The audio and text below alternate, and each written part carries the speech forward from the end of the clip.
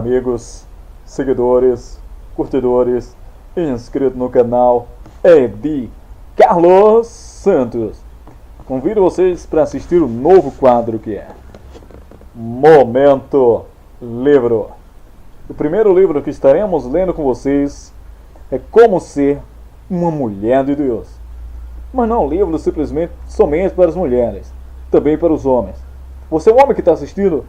Convida a sua esposa para assistir. Vem cá, vem assistir, vem assistir. E se você é a esposa que está assistindo, faça assim com seu marido. Vem cá, marido, vem assistir esse vídeo. Que vocês terão muito para aprender. Não simplesmente comigo, mas com as palavras da Bíblia. E principalmente com as palavras também do Paul David Walsh. Vamos que vamos começar na introdução. Vivam conforme a palavra de Deus. Não somente na igreja, mas também na família. A igreja é fraca, muitas vezes porque a família é fraca. Em vez de seguir o exemplo de Cristo, em vez de seguir os princípios bíblicos, temos aprendido do mundo. E por causa de nossa falta de conhecimento, a família e o crente estão sendo destruídos. É muito necessário possuirmos o conhecimento bíblico a cada dia. Hoje vamos pensar mais nas mulheres. Vamos falar da esposa. A família deve ser o lugar de paz, o lugar de amor e o lugar de disciplina e obediência. Quando os filhos correm, caminham, brincam, gritam como selvagens, há problemas na família. E o problema principal é o pai. Sim, é o pai. Mas vamos falar mais do papel da esposa. Vamos refletir em 1 Pedro, capítulo 3, versículo 1 ao 7. Pegue a sua Bíblia, dê um pause, pegue a sua Bíblia e nos acompanhe. Semelhantemente, vós, mulheres, sede sujeitas aos vossos próprios maridos, para que também, se alguns não obedecem à palavra, pelo porte de suas mulheres, seja o ganho sem palavra. Considerando a vossa vida casta em temor, o enfeite delas não seja o exterior, no frisado dos cabelos, no uso de joias de ouro, na compostura dos vestidos, mas o homem coberto no coração, no incorruptível traje de um espírito manso e quieto, que é precioso diante de Deus. Porque assim se adornavam também antigamente as santas mulheres que esperavam em Deus, e estavam sujeitas aos seus próprios maridos, como Sara obedecia a Abraão, chamando-lhe Senhor, da qual vós sois filhas, fazendo o bem, e não temendo nenhum espanto. Igualmente vós, maridos, coabitai com elas com entendimento, dando honra à mulher como vaso mais fraco, como sendo vós os seus coerdeiros da graça da vida, para que não sejam impedidas as vossas orações.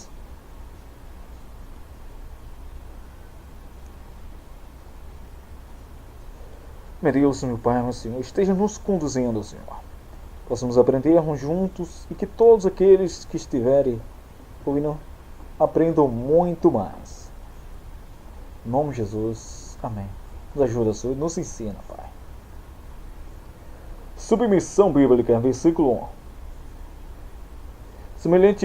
Semelhantemente vós, mulheres, serem sujeitos aos vossos próprios maridos. O que significa que sou cabeça, que tenho autoridade em minha família, que eu sou responsável, eu tenho que ler mais as escrituras, eu tenho que orar mais, eu tenho que trabalhar mais, eu tenho que refletir mais a vida e glória de Cristo. É minha responsabilidade guiar a minha família, não somente por meio do ensino da palavra de Deus, mas também por meio de meu exemplo. É muito fácil pregar, porque as pessoas somente escutam as suas palavras e talvez creem que você é um homem de Deus.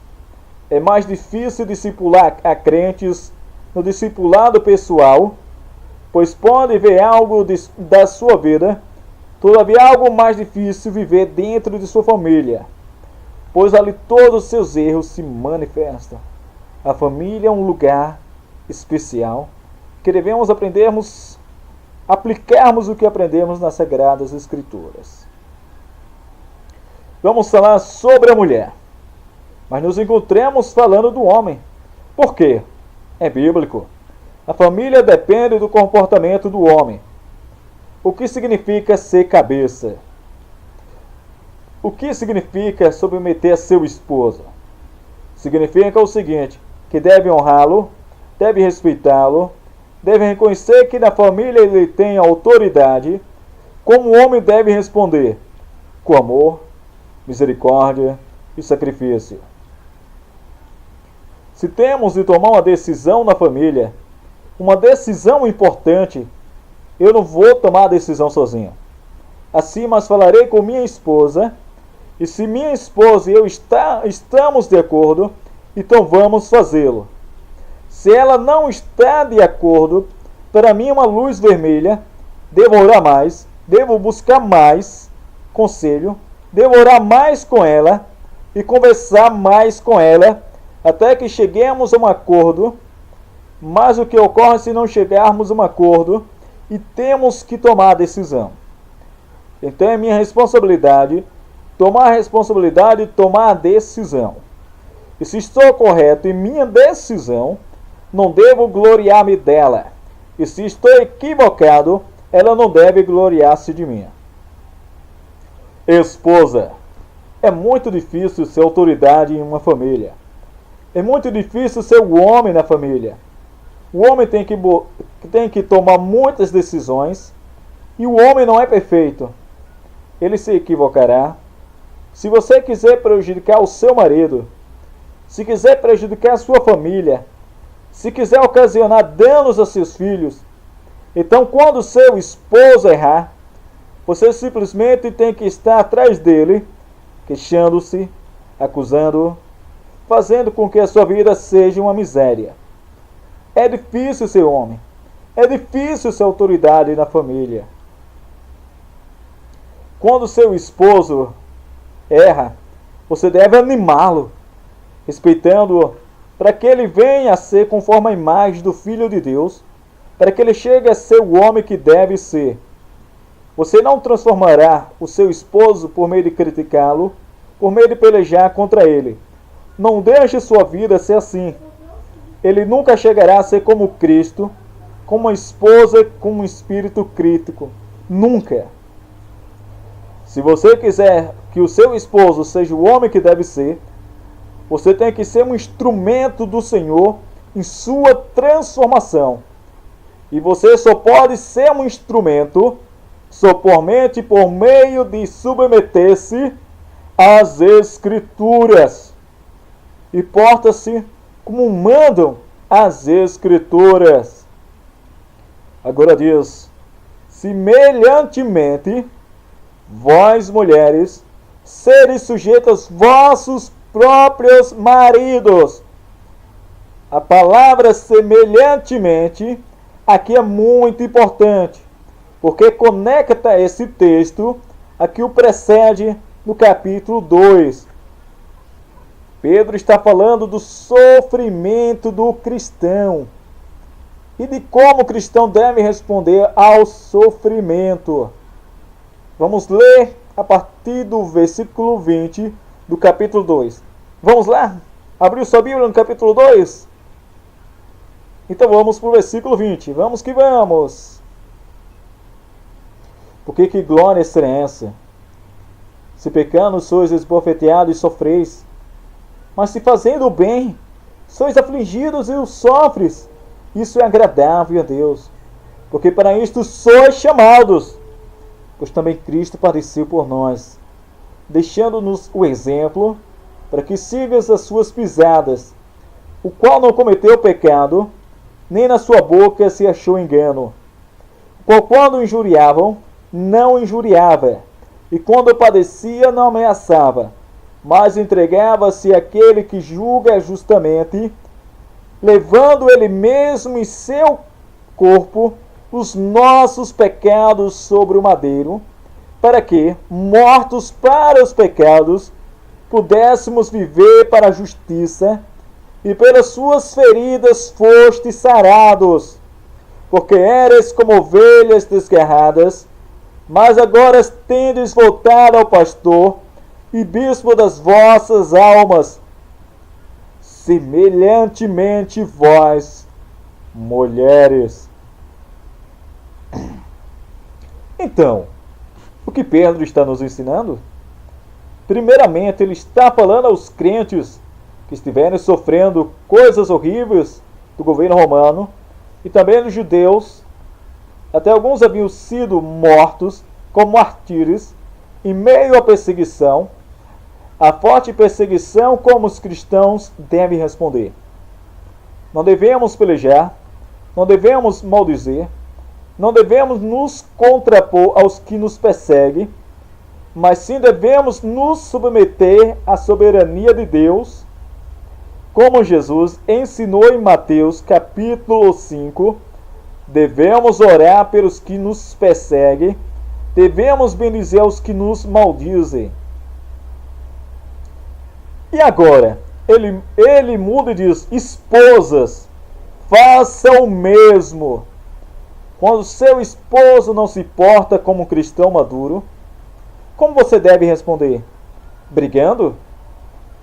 Faltando com respeito?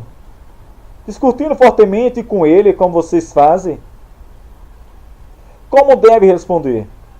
Se nós temos que nos submeter à perseguição por parte das autoridades, dos que querem tomar nossas vidas, quanto mais nós devemos responder corretamente no matrimônio. E aqui é onde encontramos o problema. Deus não tem dado o que você merece. Deus não tem dado o que lhe é devido.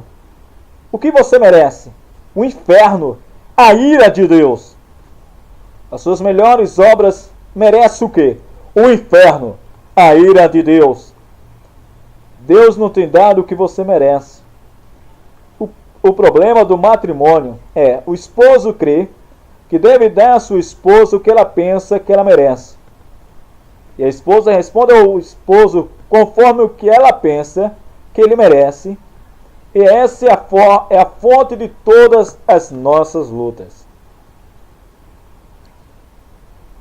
Basicamente, o homem disse: se minha esposa me respeitar, eu amarei. E a mulher diz: se o meu esposo me ama, eu me submeterei a ele. Isso é uma mentira. Estamos enganando a nós mesmos. Por quê? Você está dizendo que obedecerá se sua esposa age bem? Mas Deus sempre age bem. Deus nunca falhou. E você recusa se submeter a Ele? É algo que você tem que perceber. Deus é o centro do matrimônio. E eu devo me comportar de acordo com o que Ele me diz, e não conforme o que minha esposa merece. O homem diz: bem, quando a minha esposa me respeitar, então eu a amarei. Mas aqui está o problema. A esposa sempre falhará. O respeito à esposa nunca será perfeito. Então o homem sempre tem desculpa para não amar a sua esposa. Da mesma forma, a mulher diz: eu só respeitarei o meu marido quando ele me amar. Mas o amor dele sempre terá falhas. Sempre e sempre a mulher terá desculpas para não respeitar o seu esposo. Todavia, aqui está o que você tem que entender. É Deus quem está demandando estas coisas de vocês. É Deus. E Ele nunca deu desculpas para a sua desobediência. Eu tenho que amar a minha esposa, mesmo que me pareça que ela não merece. E ela terá que me respeitar-me quando às vezes não sou merecedor de seu respeito. E aqui está o problema. Nós pensamos que por meio de reclamações, por meio de demandar os nossos direitos, que podemos arrumar os nossos matrimônios. Uma pergunta: alguma vez isso funcionou? Nunca, nunca. Você pode pensar em quantas vezes brigou com seu esposo, demandando os seus direitos, demandando que ele cumpra o que um esposo deve cumprir, você ganhou algo? Nunca. Apenas mais uma briga. Nada mais. Uma peleja, chegando a uma guerra. Em vez de demandar nossos direitos, o que devemos fazer? Devemos seguir a palavra de Deus. Devemos obedecer a Deus. Ou seja, o esposo deve amar verdadeiramente a sua esposa e a esposa deve ser submissa ao seu marido em conformidade com as sagradas Escrituras. Pelo porte sejam ganhos, sem palavras. Agora diz, semelhantemente, vós, mulheres, seres sujeitas aos vossos próprios maridos, para que também, se alguns não obedecem à palavra, pelo porte de suas mulheres, sejam ganhos sem palavra. Olha, há pessoas que vêm a esta igreja, matrimônios que vêm a esta igreja, o homem e a mulher confessam a Cristo, dizem que não são incrédulos, mas sim que são crentes, mas mesmo assim a mulher não quer submeter-se ao seu esposo, porque ele não é um crente maduro, não é um crente perfeito, antes tem muitas falhas, mas olha o que Cristo nos ordena nesse texto. Ele está dizendo, mesmo que o seu esposo seja incrédulo, você deve ganhá-lo não com suas palavras, não com seus argumentos, mas sim com seu comportamento. Todavia, muito mais fácil falar do que viver, não é? Aqui podemos ver exatamente o oposto, o contrário do que fazemos.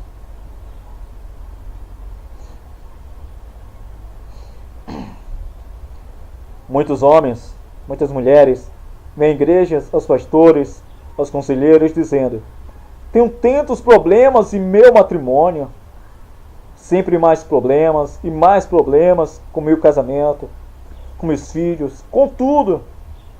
Mas é um mistério. O motivo, muitas vezes, irmãos, vocês estão vivendo de uma forma totalmente contrária, oposta às Escrituras. Cuidado para não viver fora das Sagradas Escrituras. Irmãos, o problema é que precisamos nos submeter à palavra de Deus. E você me diz, o que ocorre se eu me submeto à palavra de Deus e minha esposa não se submete?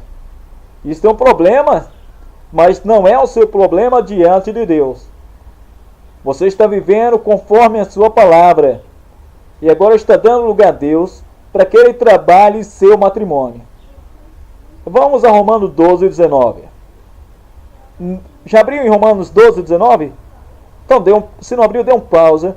Pega a sua Bíblia e vamos lá. Já pegou? Então vamos. Não vos vingues a vós mesmos, amados, mas dai lugar à ira, porque está escrito: minha é a vingança, e eu recompensarei, diz o Senhor. Vamos prestar atenção a somente uma frase: dai lugar à ira de Deus. Dê lugar para que Deus trabalhe.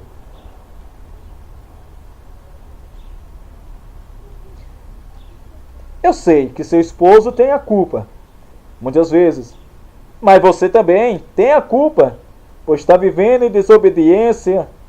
Você crê que pode transformar o seu esposo por meio de sua língua, mas a Bíblia diz que você pode ser um instrumento nas mãos de Deus para a transformação de seu esposo por meio de sua conduta. A necessidade do homem de morrer para si mesmo, não é mesmo? Também há uma necessidade que a esposa morra para ela mesma e que viva em obediência à palavra de Deus. O texto diz: semelhantemente, vós, mulheres, seres sujeitas aos vossos próprios maridos, para que também, se alguns não obedecem à palavra, pelo porte de suas mulheres, sejam ganhos sem palavra.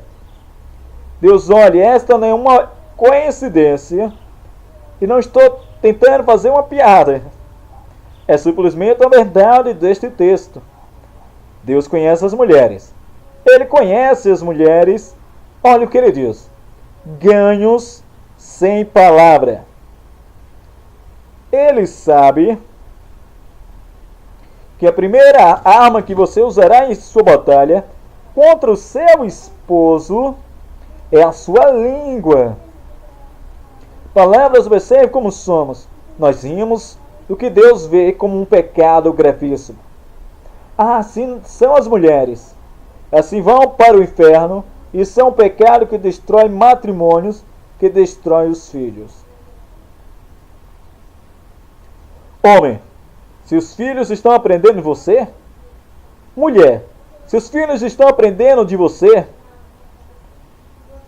devem observar a mãe da moça, pois geralmente a moça se conforma ao caráter de sua mãe, e se a mãe não se submete ao seu esposo, esta esposa não se submeterá a você, e se a filha não se submete ao seu pai, e não honra o seu pai, ela não te honrará, nem te respeitará. É assim.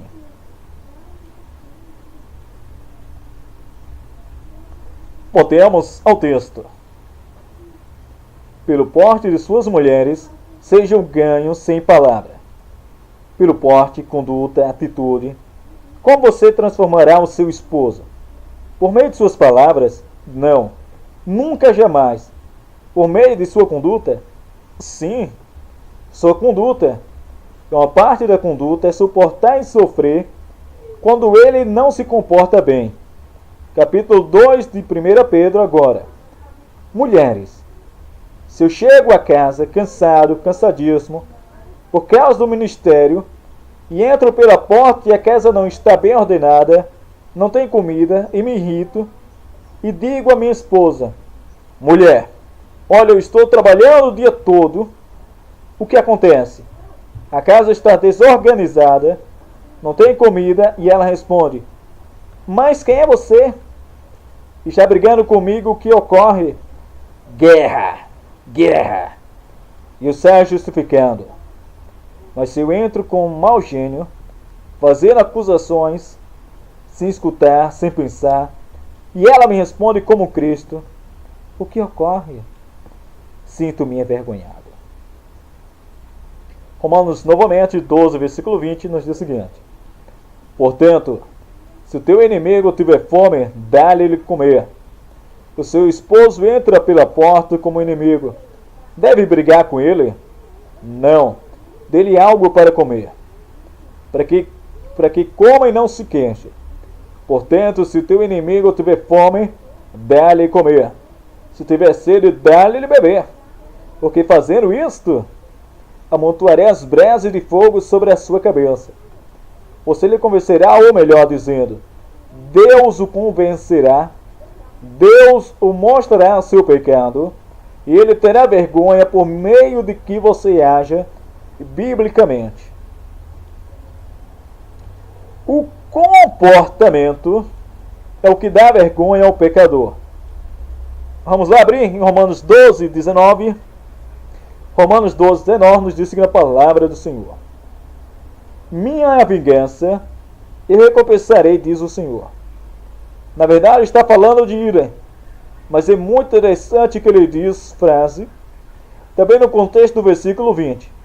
Portanto, se teu inimigo tiver fome, dá-lhe comer. Se tiver sede, dá-lhe beber. Porque o que ocorrerá fazendo isto, amontoará as brasas de fogo sobre a sua cabeça. Deus não somente operará com ele, mas quem sabe trabalhará com quebrantamento. Agora que você deixou de pelejar com seu esposo, o Senhor intervém e peleja com ele para mostrar-lhe o seu pecado e operar uma transformação em sua vida. Conduta é casta e respeitosa. Considerando o versículo 2 de 1 Pedro, capítulo 3, considerando a vossa vida casta em temor, mulheres. Irmãs, a maior necessidade dos seus esposos é o respeito. Respeito. Se minha esposa me respeita, então nada pode me desanimar. Mas se ela não me respeita, então não consigo. Chego a ser um homem muito fraco. A maioria das mulheres, a maioria das irmãs, não respeita os seus maridos. E visto que vive uma relação muito íntima com seu esposo, vamos dizer 5, 10, 15, 20, 30 anos, você tem visto falhas nele, mas em vez de perdoá-lo, você tem guardado cada falha como se tivesse escrito em um livro, e sempre você vem a ele. Veja, você está tratando disso, mas lembra-se que há 10 anos você tentou mesmo e falhou? Lembra-se de 15 anos atrás? Lembra-te daquilo? Parabéns, você está destruindo o seu esposo. Parabéns, irmã. Parabéns, né? O homem sabe que falhou. Ele sabe. É difícil tomar muitas decisões. É difícil conduzir uma família. O trabalho, o ministério é difícil. E o homem comete muitas falhas. Muitas vezes o homem senta-se à noite sozinho, sabendo que falhou. E não é uma bênção quando sua mulher vem todos os dias com o mesmo. Porque ela, em vez de ser instrumento de Deus, agora é um instrumento de Satanás. E não vem para dar vida, mas sim para matar e destruir. Por trás de cada grande homem, há uma mulher que o respeita. Seja essa mulher que é submissa ao seu esposo e que o respeita verdadeiramente. E você, esposo, seja esse grande homem que ama verdadeiramente a sua esposa e que a respeita. O enfeite. Versículo 3. O enfeite delas não seja o exterior, no frisado dos cabelos, no uso de joias de ouro, na compostura dos vestidos. Irmãos, olhe, se sua roupa é uma moldura para o seu rosto, está bem. O rosto resplandece a glória de Deus. Mas se a sua roupa é um molde para o seu corpo, você é sensual e Deus odeia o que você está fazendo. Você é um tropeço aos demais, e a Bíblia diz que seria melhor que você nunca houvesse nascido. A beleza é algo do Senhor. A sensualidade é algo do diabo. Beleza, excelência, inocência, formosura são palavras bíblicas e boas. Sensualidade, luxo, extravagância são palavras que não têm nada a ver com a mulher bíblica. Licença.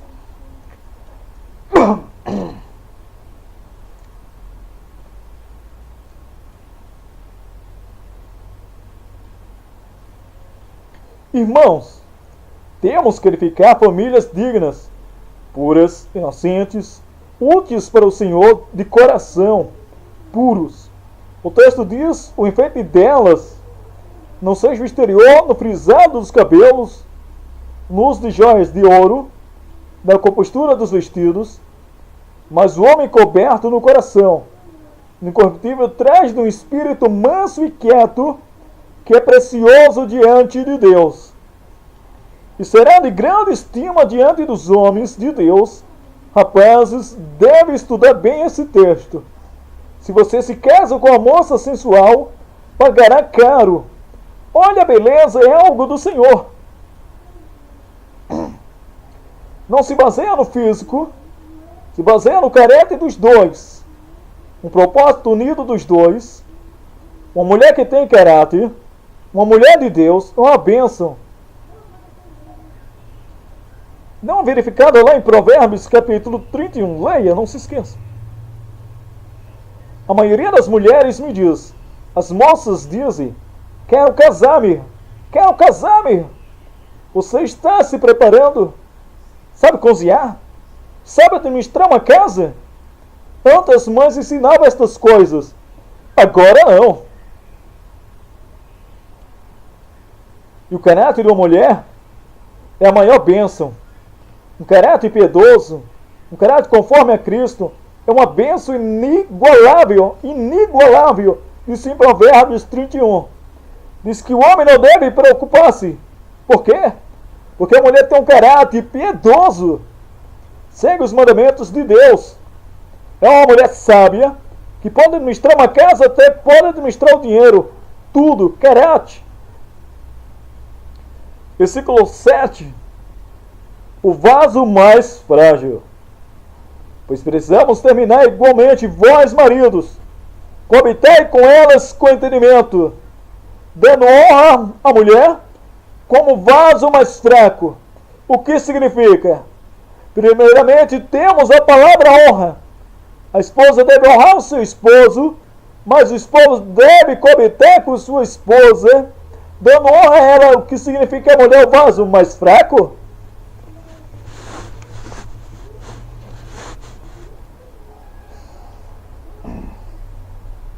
Há muitas interpretações.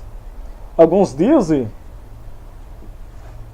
simplesmente que a mulher é mais débil. A mulher não é tão inteligente. Sabemos que essa interpretação é falsa. Outra interpretação é que os vasos mais frágeis na casa também são os vasos mais caros, mais belos. Bem, pode ser esse significado. Mas tenho dúvidas. O que significa? No mundo romano, a mulher não tinha muitos direitos.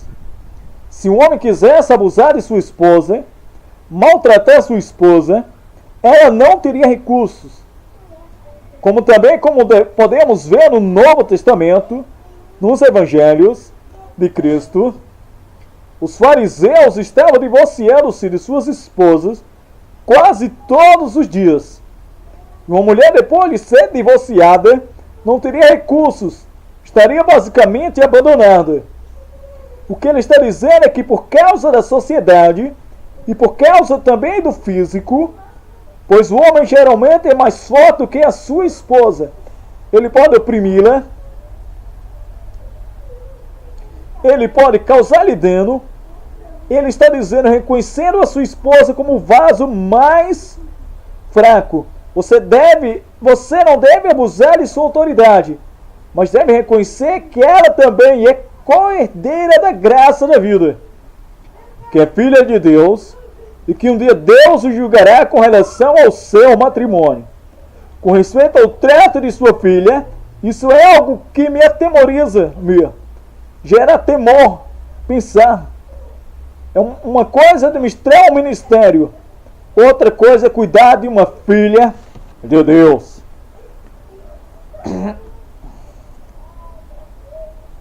E diz que não sejam impedidas as vossas orações. Homem, pode ser que Deus não esteja escutando as suas orações, Ele não está respondendo às suas orações por causa de seu trato com a sua esposa. Que todas as suas orações não estejam chegando ao trono de Deus por causa do seu comportamento com sua esposa. É algo sério, algo sério. Vida cristã, lar cristão.